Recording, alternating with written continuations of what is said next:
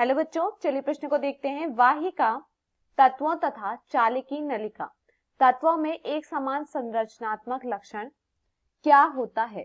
विकल्प A P protein की उपस्थिति, विकल्प बी केंद्रकहीन स्थिति, विकल्प सी मोटी द्वितीयक भित्तियां, विकल्प डी पार्श्व दीवारों में बने छिद्र। प्रश्न की मुख्य अवधारणा है मुख्य अवधारणा इस प्रश्न की मुख्य अवधारणा है ए न्यूक्लिएटेड, ए न्यूक्लिएट्स।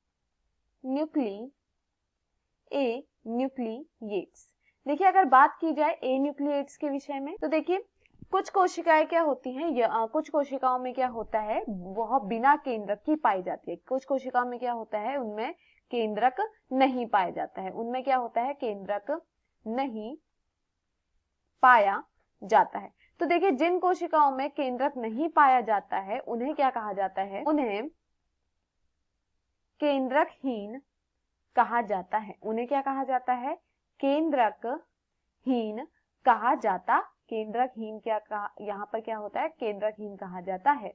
तो देखिए जो उन्हें क्या कहा जाता है, केंद्रकहीन यानी ए न्यूक्लिएटेड कहा जाता है। उन्हें क्या कहा जाता है, केंद्रकहीन यानी ए न्यूक्लिएटेड कहा जाता है।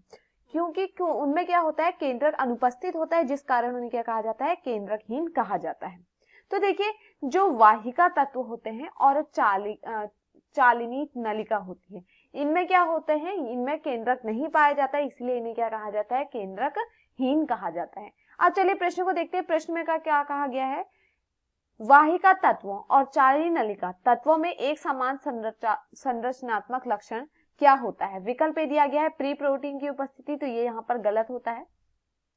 विकल्प बी दिया गया है केंद्रकहीन स्थिति। तो देखिए, इनमें क्या समानताएं होती हैं, इनमें वाहिका एवं चालिनी नलिकाओं में समानताएं ये होती है कि इन दोनों में ही क्या होता है, केंद्रक नहीं पाया जाता है। तो इन दोनों में ही केंद्रक नहीं पाया जाता है, इसलिए हम इसे क्या कहते हैं, केंद्रकहीन कहते हैं। तो यहाँ पर यह क्या होता है, सही होता है कि इनमें क्या होती है, केंद्रकहीन स्थितियां होती हैं। विकल्प सी दिया गया है मोटी द्वितीयक भित्ति, तो ये भी यहाँ पर गलत होता है। विकल्प डी दिया गया है पार्श्व दीवारों से बने छिद्र, तो ये भी यहाँ पर गलत होता है। तो दिए हुए विकल्पों में हमारा सही विकल्प है विकल्प बी। मैं आशा करती हूँ आपको इस समझ में आया हो। धन्यवाद।